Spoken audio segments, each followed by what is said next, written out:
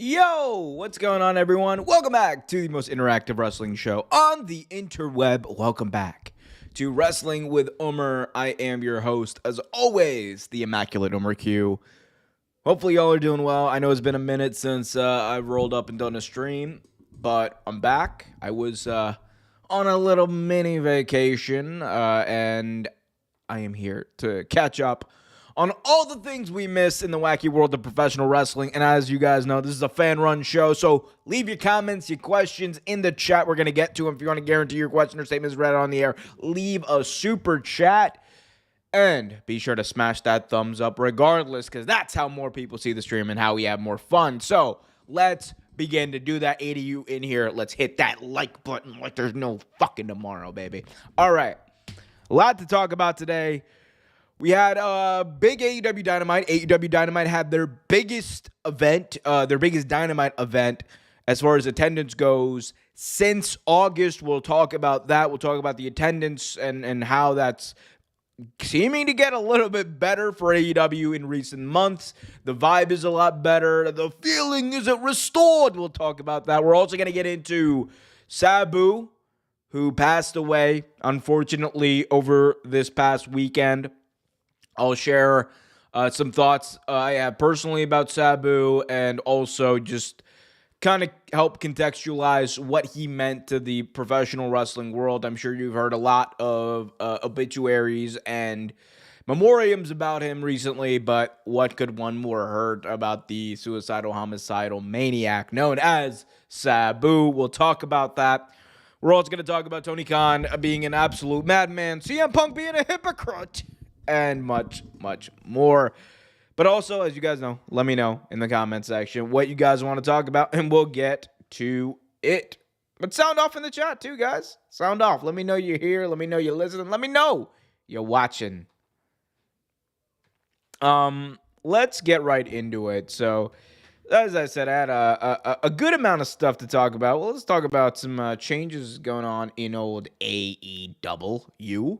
AEW is the name of the company. W. So let's actually get right into it. So there was a bit of a change made to AEW Dynamite in real time this week. This was interesting. So this was for the Beach Break edition of Dynamite. We had Mina Shirakawa make her return to AEW, make her official, I guess, AEW debut as a full-time AEW talent. And in the midst of it, there was a lot of fan outcry about her music. Mina Shirakawa, before Beach Break, had like this awesome, Danzaku Doro like remix or whatever that fans really loved. That I thought was dope. They switched it up to something that was the most generic, bland bullshit I've ever heard. And fans were complaining online. And in the middle of the show, in the middle of her match she had with Tony Storm, Tony Khan tweeted at fans who were crying about the Mina Shirakawa theme, "I already switched it back. Hashtag AEW Dynamite." The TK, and then when she won the match, because she did win the match, she won the Eliminator match, got the number one contendership for Double or Nothing in a couple of months, or in a couple of weeks. When she won the match, you heard her old theme play. So we went from Mina Shirakawa debuting a new theme to like 15 minutes later, and when she wins the match, we retconned it back to her old theme. And you can see right here, did TK check Twitter to see everyone ragging on that Mina theme and decide to change it back on the fly? And Tony Khan confirmed, yes. Oh, man. Hey, Omer, we got Frank G Life in the chat. What's up, Frank? Good to see you, my friend. Hopefully you're doing well.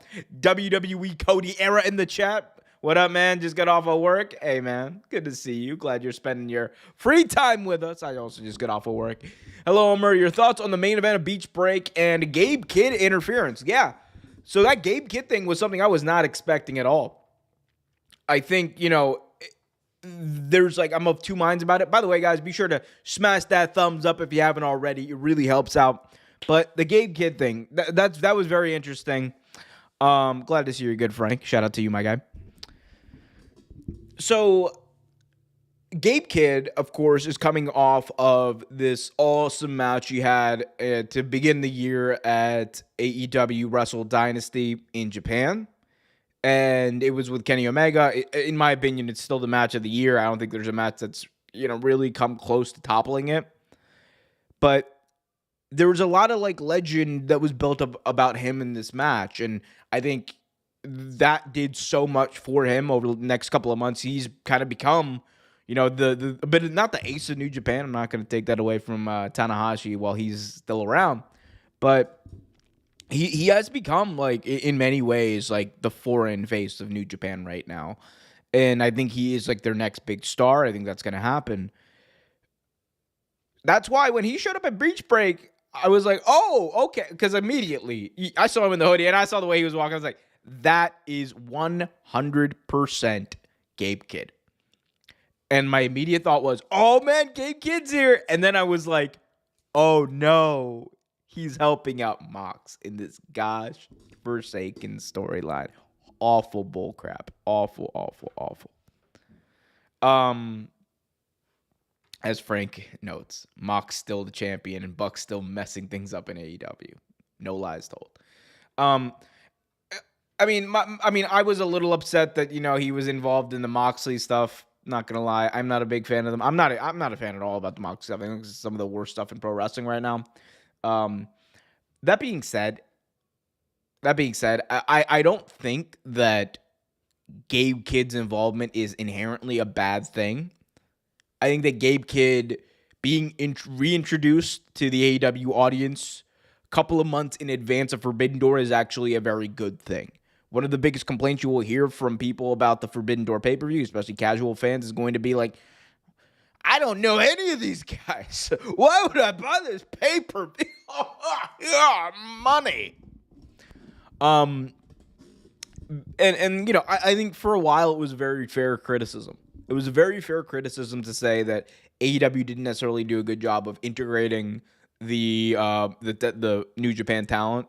I think for the first year or two of Forbidden Door, you could say that. But last year, they really ramped it up. I think last year, they introduced everyone who was going to be on that card. They told you their story. If you were watching Dynamite, you don't even need to watch Collision. If you were watching Dynamite, you knew who was going to be on that card, what they were going to do, what their backstory was, and everything. You may not like it, but that was no longer a criticism.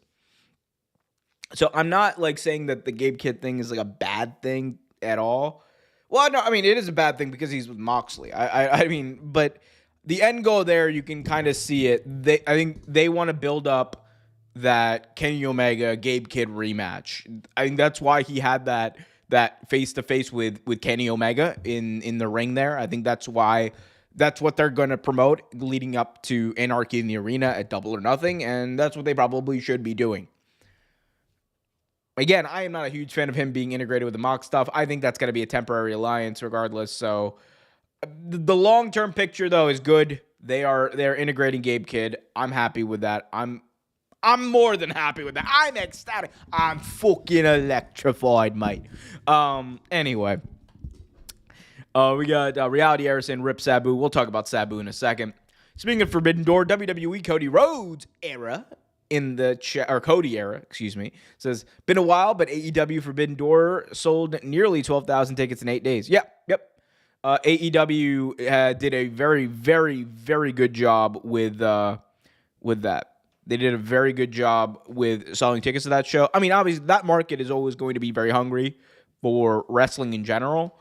There was a bit of a controversy about those tickets, though, and I happen to agree a little bit. The way, because the way they were kind of brought in at the pre-sale and the prices they were brought in, and then you kind of gouge your hardcore fans for a lot of money. It's not to the level of WWE. Don't get me wrong. It's still scummy. That being said, is what it is. Do you usually enjoy Anarchy in the Arena? I think last year's match was dope as fuck. I enjoy it. I would make the argument that I don't think Anarchy in the Arena needs to go on last anymore. In fact, I wouldn't put it on last this year. I would put so many matches on. I mean, I wouldn't put the main event as the world title match. I'll tell you that much right now. But I think, look, if you're going to do whatever, you know, if you're going to do Toni Storm versus Mina Shirakawa, main event, that could be a main event. You could build that up to be a main event.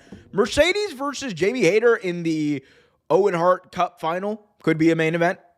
Same thing with Hangman Page versus Will Ospreay. I think all of those could be a main event. Shout out to Jared Clark for the $10 super chat. Appreciate you, my guy. Hey, Omer. Since the releases, if Tony Khan signs Isla Dawn, Dakota Kai, and Nixon Newell, Tony should create the AEW International Women's Championship and also push Ty Mello, Sky Blue, and Anna Jay. Now, first of all, thank you so much for the super chat. Guys, if you want to guarantee your question or statement is read out on the air, this is the best way to do it. Jared, let me tell you right now. So, all of those names, I'm all for AEW picking up.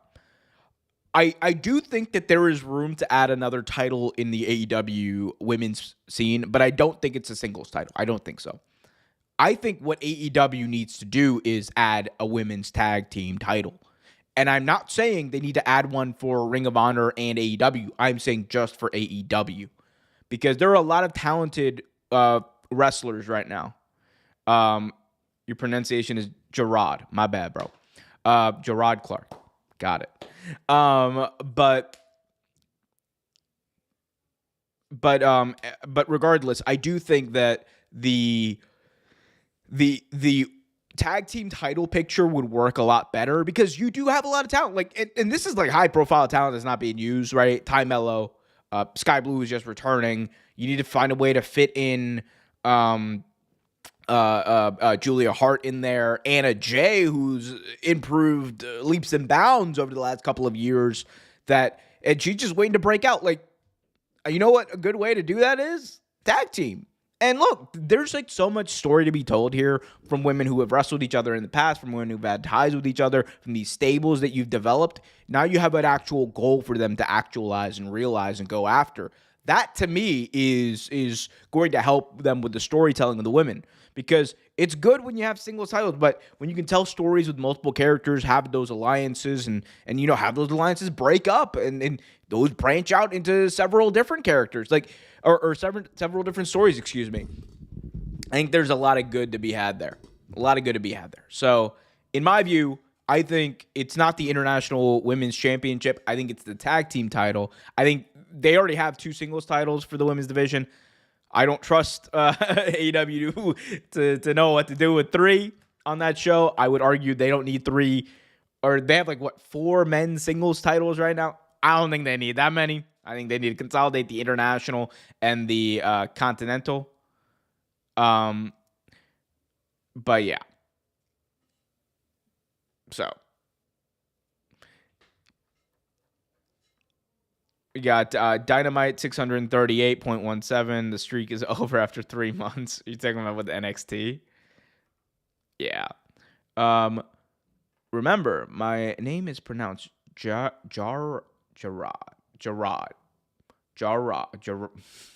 See, now I'm overthinking it.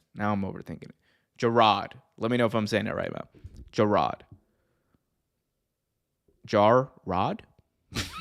No, I'm sorry. I'm being. I have half a brain cell left after work today. I'm being kind of stupid. But yeah, let me know if I got it right. But I appreciate your super chat. Appreciate it. But yeah, I think that there's room for that tag team title picture more than there is for a singles belt. By the way, guys, be sure to smash that thumbs up if you haven't already. I got a Pounds Gamer's finna hit the road. Let the road. Don't let the road hit you on the way out. Anyway, no. Appreciate you, WWE Cody Era. Keep on grinding. Keep on doing it. Oh yeah, you got it right. There we go. I'm getting something right today. Appreciate it. All right, but thank you so much. Thank you so much for the super chat. Let's move on. Switch gears real quick and talk real quickly about JR. This news unfortunately popped up on the timeline today. So Jim Ross announced that he's been diagnosed with colon cancer. Prayers up in the chat, guys, for JR. Jim Ross, the voice of professional wrestling. I don't care what anyone says. Like, when you think about professional wrestling announcers, when you think about professional wrestling in general, I don't think that there's another voice, another cadence that is more natural and that comes out better and bigger than Jim Ross. He is for the past like 50 years basically has been the voice of professional wrestling. And he had, I believe, a bout with skin cancer a couple of years ago. Now, unfortunately, being diagnosed with colon cancer. I hope he's gonna. I think there's a comment over here that says, kick out at 2. Damn right. Let's hope he kicks out at 2, man. Shout out to JR. Love and support from all of us here. I know. I'm pretty sure I'm speaking on behalf of the chat, man. Shout out to Jim Ross, man. Jim Ross is that man. Like, he's been through a lot of shit, and I'm not saying like he's perfect. I'm not saying that like there's not criticisms of some of the things he did or didn't do as far as like managing and whatever. But like, man, come on, bro. Jim Ross is one of the most like beloved characters and people in pro wrestling for a reason. When we think about like our childhood, right, and we think about those big moments, we think about those big championships, those big victories, our favorite wrestlers winning. You know whose voice we hear? It's not John Cena's. It's not Bryan Danielson's. It's not any. It's Jim Ross. He was there for all of these major moments, and he was the voice that led us through those, that told those stories. And I'm not I'm trying to make this like a hype thing, man. But shout out to JR. The more the time passes, the more appreciative I become of him and his impact on wrestling. Although drunk guy, he did not do that. It's gotta be Kane. That is the misconception. That was Vince. That's gotta be Kane was Vince McMahon. He sounded like JR when he did it, but that was definitely Vince. But by God, JR, whenever someone turned heel, it's like the funniest shit ever. Is the funniest shit ever. Best of all time, obviously, 100%. But it's like one of the funniest things ever. He's like, oh my God, look at this. This is wonderful. A great moment between these. Oh, wait, what's going on here? Oh my God, God damn your Triple H. God damn your soul, you damn son of a bitch. Austin has been violated. Like, it is amazing. It is amazing. Shout out to Jim Ross, man. Jim Ross, most hilarious guy in the Attitude Era. Man, he's the most hilarious guy ever. Period. Drunk guy says, okay, thank you. I should know that. I must be drunk. Hey, man. It's not a gimmick. It's real life, baby. But no, man. Like, just shout out to JR, man. Shout out to JR. He's gonna be broken in half, by God. Let's say my favorite. Yeah. Drop your favorite JR quotes in the chat. Let's show some appreciation to one of the GOATs to ever do it, and also show some appreciation and hit that like button. But I would say like my favorite is just him dragging Triple H. I loved watching those clips and watching back those moments where JR would just like crash out on Triple H.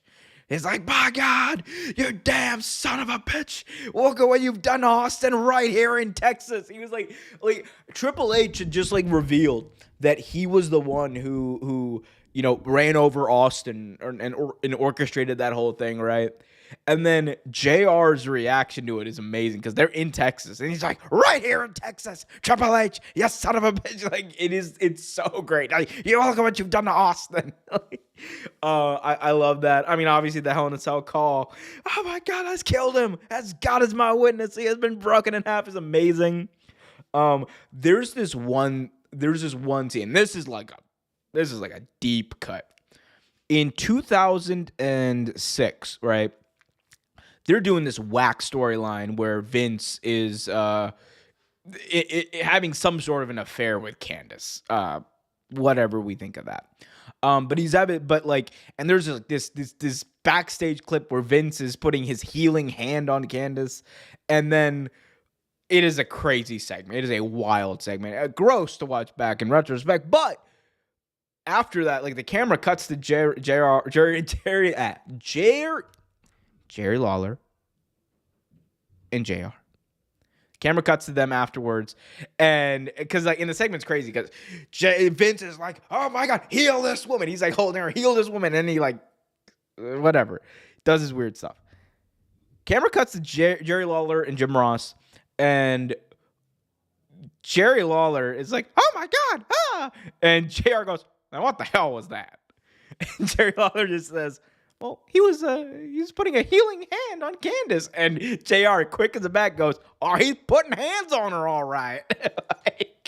like JR is just disgusted. Yo, it was great, man. That was like that man knew how to do a story. Like he also like was so good at like doing like bait and or he like in his head he was so good at doing bait and switches too. Like I forgot who it was. Someone was, I think, doing like someone was doing their finishing move. Let's just say I don't remember who it was. Let's just say it's like the Undertaker about to do a tombstone right on somebody, and my boy was JR was on the call like, "Oh my God, he's gonna do a tombstone on the outside. Don't do this. Don't do this. Don't do this. Damn it." And then like Undertaker would put down his opponent and be like, "Oh, thank God. Thank God." And then Undertaker just takes out some stairs and puts him up, and he's like, "Oh no, by God, boom," and tombstone hits, and JR's like, "Oh my goodness, his neck has been broken. I'm right here, and I've seen it. His neck is broken in half." It's amazing, man. Man, bro, ain't nobody ever do it as good as JR. Nobody's ever done it as better than JR. Like, fuck Michael. Look, shout out to him. Shout out to all the announcers. Fuck Michael Cole. Fuck Excalibur. Fuck them all. Jim Ross is the greatest, man. Jim Ross is the greatest. He was the funniest thing in the Attitude Era. Yo, he was the voice of professional wrestling. They call him the Hall of Fame. They don't call him the Hall of Fame voice of professional wrestling for no reason. It's like $2. Is that $2 Canadian? A real rip of the McMahon Helmsley faction. $2. Is that $2 Canadian? Oh my God. I met JR once at Cobo Arena in Detroit. Oh, Cobo Hall. That's where that's where Hulk Hogan and the Giant had their big monster truck fight. Shout out to Cobo Hall. He was so cool. Took a photo with me and everything. Yeah, man. And JR's like really cool at meet and greets too, man. I'm glad you got that moment, man. That's really cool. My favorite quote from JR is from Tiger. Says, my favorite quote from JR is, "He's got to be the $2 quote." The $2 Canadian? I love that, man. By God. Shout out to JR, man. Get well soon. Beat this shit and get your ass back to the booth where you belong. Making history, baby. He's still the voice of wrestling today. Damn right he is. True stuff. JR worked so many territories. Yeah, man. WCW, WWF, fucking New Japan. JR worked New Japan. Jim Ross, obviously AEW. Like, he's been everywhere, man. He's been everywhere. You got to buy the barbecue sauce. You know what, man? I will buy the barbecue sauce. Shout out to JR. I will support my guy. I will buy JR's barbecue sauce in support of one of the greatest of all time. Yeah, I was at that too. Halloween Havoc. Joe Louis, the truck match was next door on Cobo Hall roof. Okay. It was next door. Oh my goodness. That is like genuinely, that era of WCW is some of the funniest shit I've ever seen. When they had Hulk Hogan and nothing else, and they're just like, Kevin Sullivan, the Taskmaster, he's just made like the most comically, cartoonishly evil people on the planet. The Shark, the Yeti. I loved all of it, man. 95 WCW. You know what? 95 WCW, goated version of WCW. Better than the NWO, baby. Fight me, internet. Fight me. I loved it. Fight me, but also remember to smash that thumbs up if you haven't already. Helps the channel grow, helps more people see the stream. Let's do that, baby.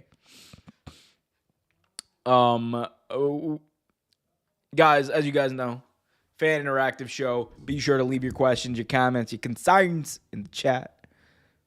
What else we got to talk about? Oh, actually, no, I do got to talk about this. Because, boys, this made me feel some... The Zodiac. Yes. No. Yes. No. Shout out to the Zodiac. All right, so this did make me feel some type of way, guys. I got to be honest with you.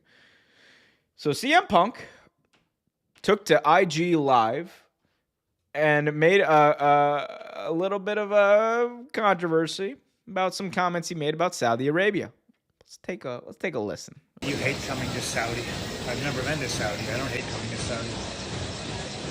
Okay, for those of you who may not heard that, I'll actually pull up the actual quote of what he said, because I love CM Punk, man. I love CM Punk, but by God, this man is wild. He's a wild one when it comes to self-awareness. And Drunk Guy in the chat says, man, this chat is great. I hope there's more of these live streams. There are, man. There are. I'm back from vacation. There's going to be one on Sunday, and I try to do Thursday streams as well. So Sundays and Thursdays, you'll get them. And yeah, if there's any like insane news too, I try to get on that. All right, guys. So here's the thing. So CM Punk on his stream said the following. CM Punk was asked if he hates going to Saudi Arabia. I've never been to Saudi. I don't hate coming to Saudi. Now, in a vacuum, you know what? Benign, whatever. But given what CM Punk has said about blood money dicks in the past and people needing to go suck them, kind of wild, a little wild, little crazy. I will say this, man. I love CM Punk. I'm a huge CM Punk fan, despite what y'all may think. Despite like my criticisms of like things he's done in the past. I love CM Punk. It's the reason why I went to Survivor Series 2023 off of a whim that he would be there. But this man is the least self-aware person in human history. I don't know what else to say, man. I don't know what else to say. Like, this is right up there with, I didn't hurt him. I just choked him out a little bit as far as embarrassingly self-aware CM Punk quotes go. If he shows up at that Saudi show, he is gonna get dragged online, and he will deserve every ounce of it. Given the way that he has spoken about the kingdom of Saudi Arabia in the past. And I mean, and people are gonna say this is just Punk being Punk. It is. I'm not saying it's not. I'm not saying it's not. This is a very CM Punk thing to say. It's a very CM Punk thing to do. Frank G. Life says it right. CM Punk always talking mess online. I like CM Punk also, good or bad. Yeah, no, I love him. Like, he's genuinely one of my favorite wrestlers ever. But by God, bro, come on, man. Punk's gotta know. Like, in my head, I'm like, Punk. In my head, I'm like, Punk has to know, but I'm also like, he was on the treadmill saying that. He was just like, I don't even think he was thinking that hard about it. He's just like, yeah, whatever. Yeah, so I'll take the blood money now. Oh my God. CM Punk drawing heat. Maybe that's it. Maybe he's just drawing heat. Dragon Man, by the way, I will get to your Dynamite question in a sec.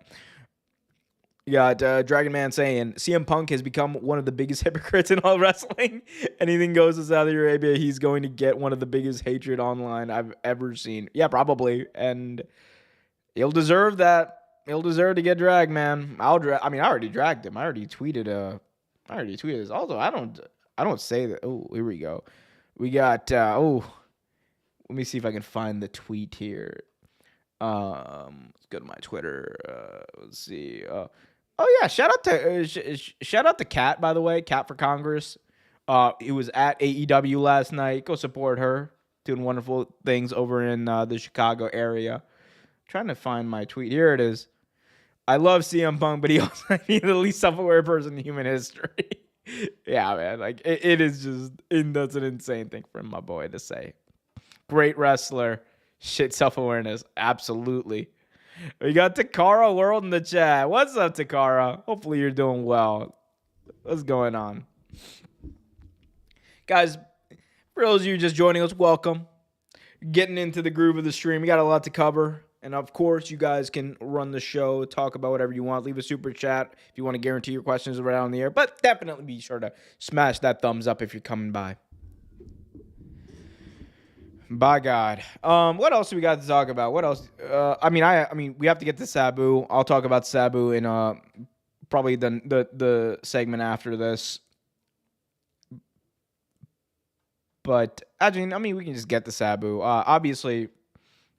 Yeah. I'll just talk about Sabu now because I'm ready.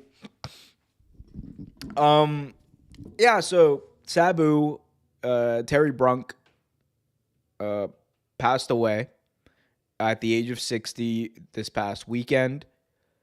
He had most recently wrestled at the GCW promoted show, Joey Janela's Spring Break, back in Vegas, right around WrestleMania week, which is like less than a month ago. And that was his retirement match against Joey Janela. And, you know, I think you've probably heard from a couple of people about Sabu in the past couple of weeks. I mean, in the past couple of days, people have, spoken about what he meant to not only them, but also professional wrestling as a whole and the impact he had. Sabu is genuinely, like, I am not even trying to like gaslight this and say this because he's passed away. He's genuinely one of the most important wrestling figures in the mid to late 90s, as far as it, like, what his presence kind of helped do in the way it impacted professional wrestling. Like, professional wrestling, like, especially in the United States, was not really, like, there was an extreme element to it. There was definitely like an extreme element to it. There you had hardcore matches, you had no holds barred matches, but a lot of those were storyline driven, slow burns. You had like Harley Race versus Ric Flair. You saw a lot of blood, but you didn't see a lot of action. Sabu was like one of the first people to bring that level of action to professional wrestling in North America. And a lot of it started when he was wrestling in Japan in FMW. And I believe he spent some time in All Japan as well. But like the mythos of Sabu was crazy in the mid 90s. Like you would hear about, I mean, again, like, I'm saying this off a second hand, but like, you'd hear about, this maniac Sabu who's terrorizing Japan, and like he was like the talk of the wrestling magazines. And it wasn't until he stepped foot on American soil again, and he came back to the United States through ECW, through WCW, that really came to be, and that impact was really shown. Because when Sabu came on the scene, you didn't see people putting themselves through tables, through DDTs and the other. You didn't see people, jumping over the ropes to like put their opponent through a table. You didn't see that stuff. You didn't see the lights out effect, right? Sabu helped popularize the lights out effect. And for those of you who are wondering what the lights out effect is, I'm here now. That's what it is. Like the Undertaker effect, whatever. AEW uses it to ad infinitum at this point. But like, Sabu was the one who helped popularize that, and the man like innovated so much, man. He innovated so much of what you see. Like, I know Takara World says Jeff Hardy did it. Jeff Hardy did it, right? But he did it because Sabu was the one who brought it to the United States, man. And again, he's not the only one, but I'm saying as far as like influence, man, Sabu was the guy. And he was the guy that people were talking about. I'm not trying to say that, oh, Sabu's like a bigger star than like, everyone else in the Attitude Era. But his impact is like, is so like soft spoken, is like as soft spoken actually as he is. Because it talked to Sabu, man, he's a different cat. And he wasn't exactly like, the he wasn't exactly the most like flamboyant talker. He wasn't the most like out there talker. But when he did talk, you listened. But yeah, I know Ibu of Wrestle Purist did a stream about this, and he went like on for like 90 minutes about Sabu, man. And I thought it was like one of the best. Like if you need a primer on Sabu, what he meant to wrestling and his impact, like I think that's after the stream, you should go check that out. Yeah, Sabu's a hidden gem of ECW. Man, like he was, in fact, I would say like he's not even a hidden gem. He's the leading voice of that entire movement. He walked so Darby Allin could run and coffin drop off of Mount Everest. Oh, sorry again. Innovator of the Table Daddy. Jesus, Table Daddy. You mean DDT? Front guy, I think you might have had one too many. Frontier martial arts. Yep. And like anyway, but like, it's crazy because though, like, there was like, you say this about a lot of people, but there's like genuinely no one like Sabu I think in the history of pro wrestling. I'm not even saying that from like a gimmick standpoint. I'm talking about like there is one Sabu. Like everything about him, from like the scars he had on his body from these wars in FMW and ECW, to the way that he would like point to the sky in like a more unique way. You had a lot of wrestlers point to the sky. Roman does it. Rock does it. Fucking like, Mike, what's his name? I'm forgetting. Mike Knox does it. Man, Sabu made it all his own, man. I'm telling you, man. That man is. Shout out to Sabu. And I know, like, for me, man, like, look, Sabu is Lebanese, and I am not gonna make any. I'm not gonna say that I'm Lebanese, but for like a young Muslim kid, man, like growing up, and I'm like watching WWE in 2005, 2006. When I saw Sabu on the screen, like that was my first like intro to him as a concept or a character or whatever. At One Night Stand 06, I believe, or in the lead up, to One Night Stand 06. I'm just like, yo, wait, well, who's it? Ooh, he's got a kafia, and he's not Muhammad Hassan, who's coming out and saying like, I am a terrorist, which was insane. And I've done a video on that. Go over to or go to patreon.com/Real Take Wrestling. Go watch that. But that was really cool for me, man. Because I was like, oh wow, like there's someone who I can relate to on screen. I thought that was really cool because like you didn't really have that a lot of like Middle Eastern wrestlers, Muslim like wrestlers, or Muslim coded whatever wrestlers. But that was really dope to see, man. And even like my dad was like, Sabu wrestling? Yeah, shout out to Sabu. It's like, we were like, Sabu for the culture. Why not, man? Why not? So I know, like, to me, like, he was always like important. And that's why, like, when I first saw him, I was like, okay, let me go read up about him. Let me go see what, like, what else he's done. Let me go be a nerd and go on Wikipedia and then go on the website, then go on the dirt sheet and see what's going on.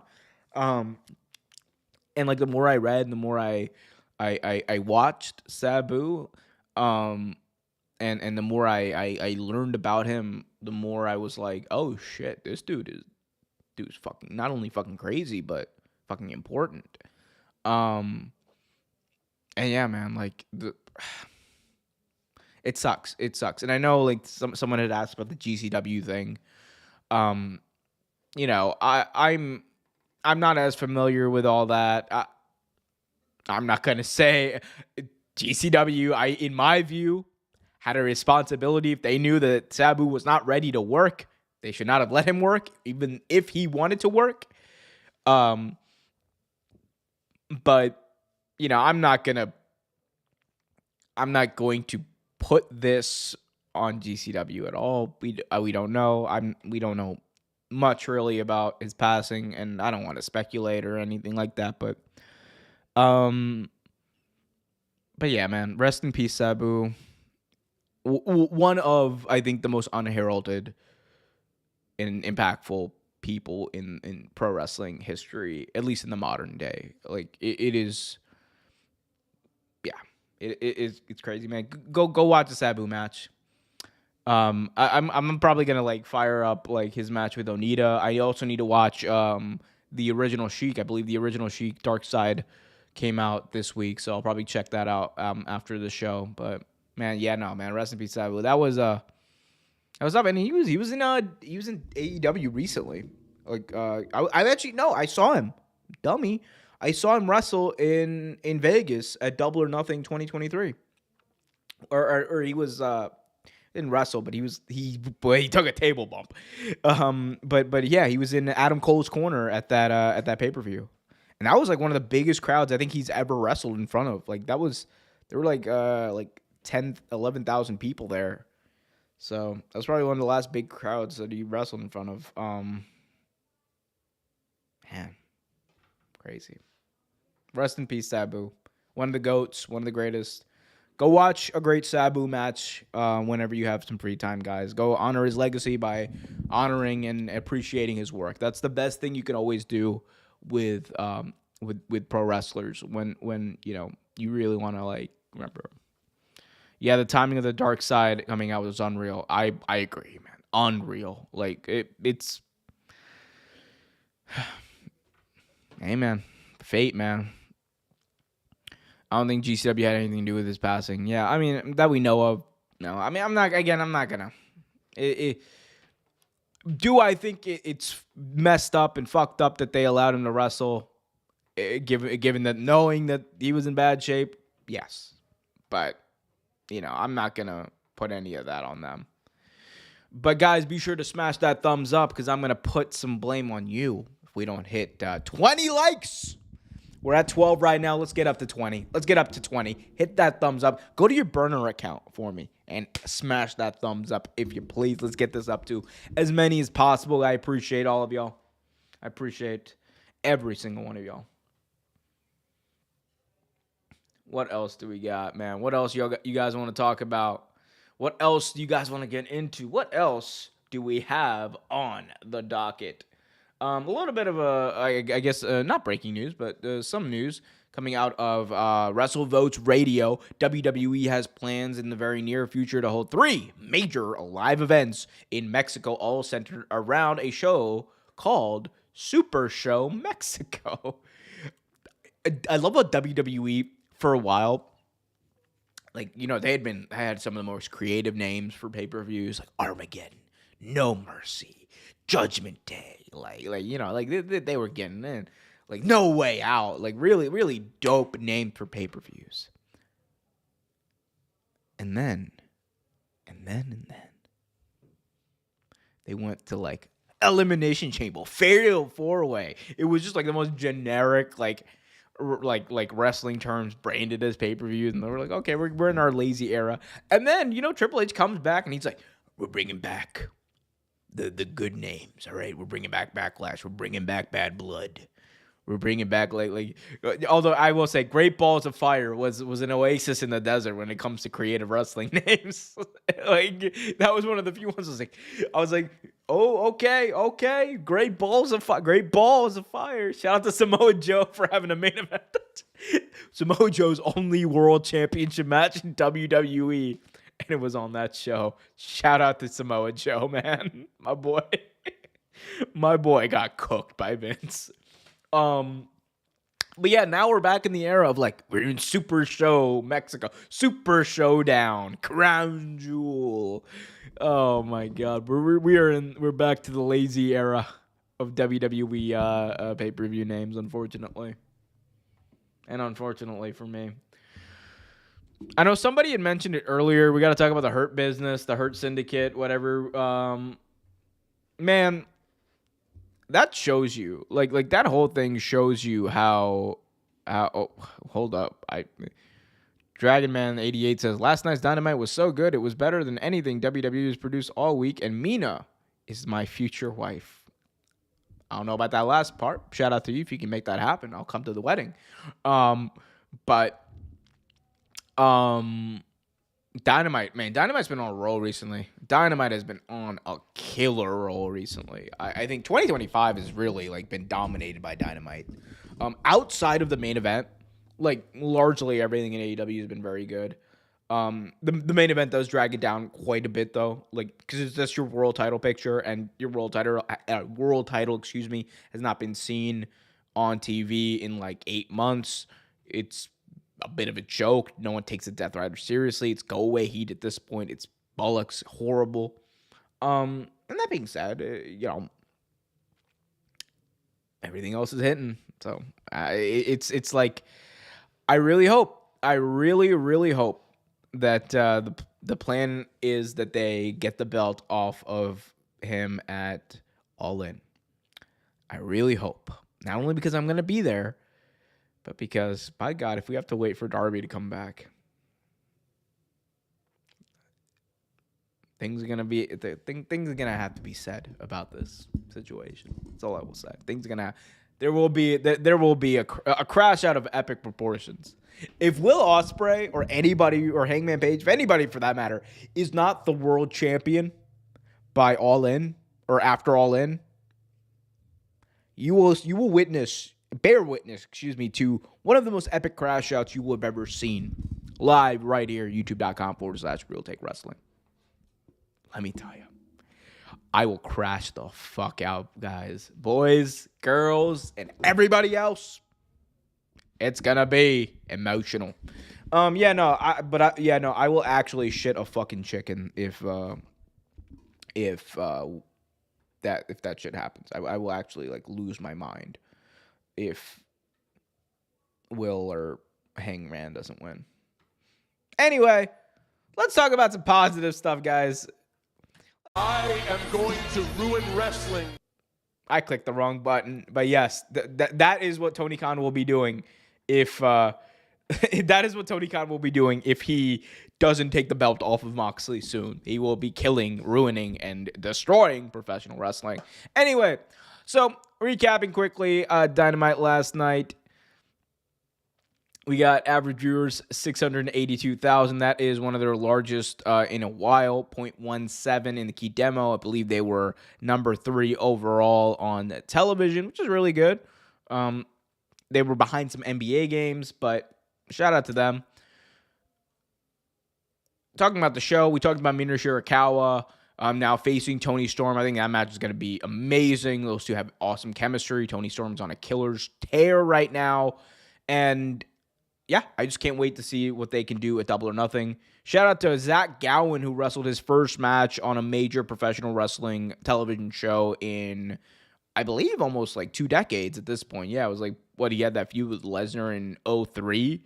He had been doing like a lot of indies and a lot of, motivational speaker work. But it's crazy, man. He still got it. It was crazy. He still got it. Shout out to Zach Gowen. He wrestled a hell of a match. He kicked out of like a 450. He kicked out of a shooting star press. He went for his patented one-legged moonsault and unfortunately was not able to pick that up. Obviously, Ricochet picking up the victory there. But Zach Gowen, man, that was a great show. He said, oh my God, Zach was on AEW? I didn't even know. Yeah, he was on last night's show, which was crazy. That was like one of those crazy, like Tony Khan said, I'm going to be a Carney promoter. Zach Gowen's showing up in Chicago, people. And it worked. They got like nearly 5,000 people in the building for that show, which is like one of their biggest, I think it's like it is their biggest house for Dynamite, biggest house for Dynamite since Grand Slam, which was like 8,000. Anyway, we also had this awesome moment. After weeks and weeks and weeks and weeks of teasing, after weeks of trying to convince the Hurt Syndicate, because they hurt people, after weeks of trying to convince them that he is worthy of joining, MVP, of course, had already approved of MJF joining after a couple of weeks. some women, some wine, a watch.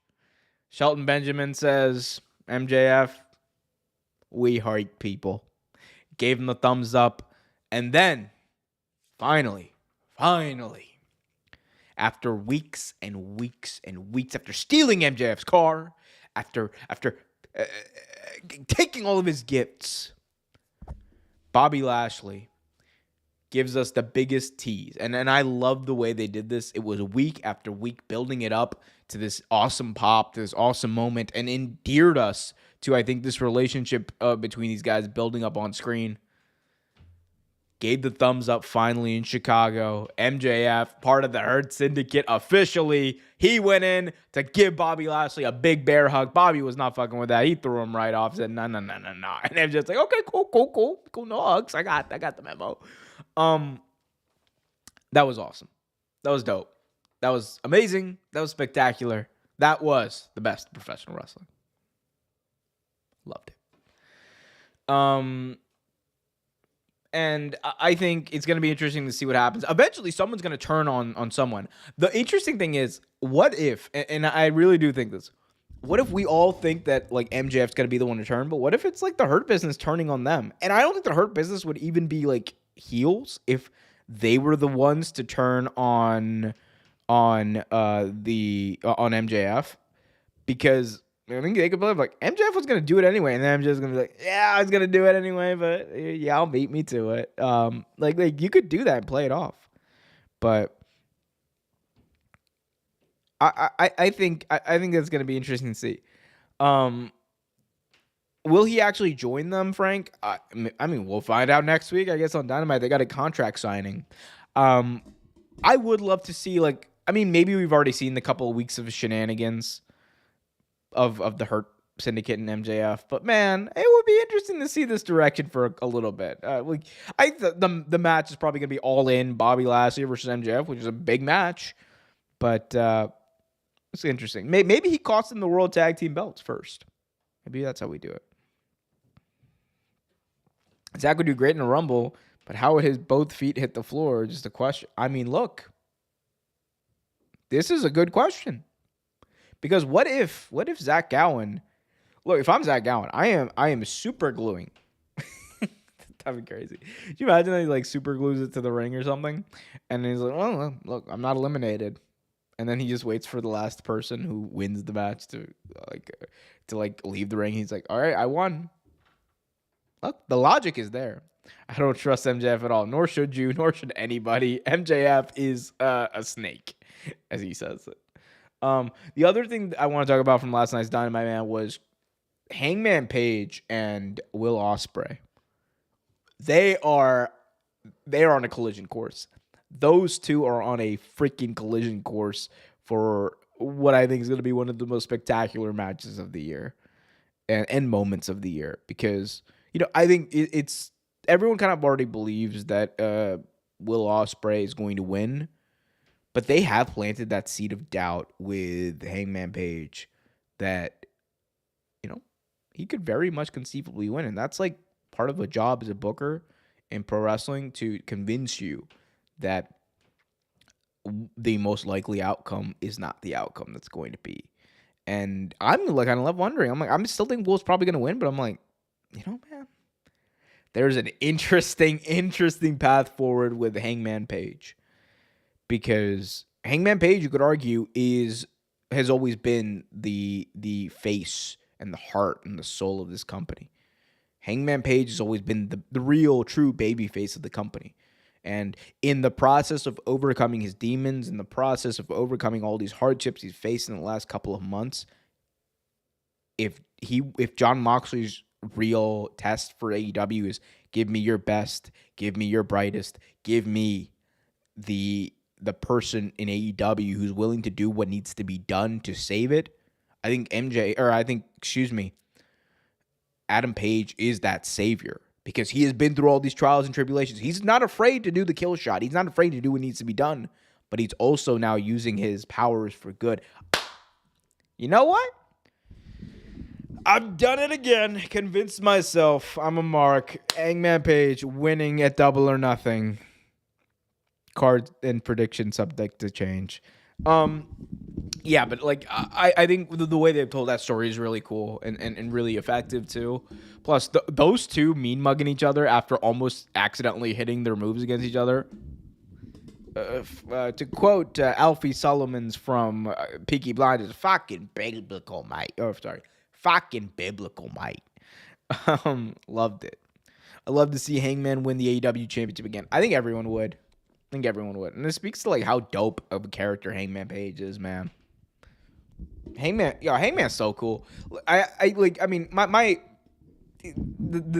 real take for all y'all out there is there is no better character in professional wrestling in the modern day than Hangman Page. Period. There's no better character in pro wrestling than Hangman Page. You can say there's a better promo. You can say there's a better moment or whatever, a person who has better matches, better wrestler. I'm talking about from a well-developed, well-built, thought-out, continuous character. For the past 5 years, it has been Hangman Adam Page. His storyline is a through line, and it's just amazing. It's just some of the best and honestly best book stuff in pro wrestling history. Nothing wrong with being a mark. I think we all are. We just admit it. Hashtag buckshot lariat. I don't even care if he's good or bad, man. Good. He's not a good guy. He's not a bad guy. He's our guy. That's the beautiful part about Hangman Adam Page, man.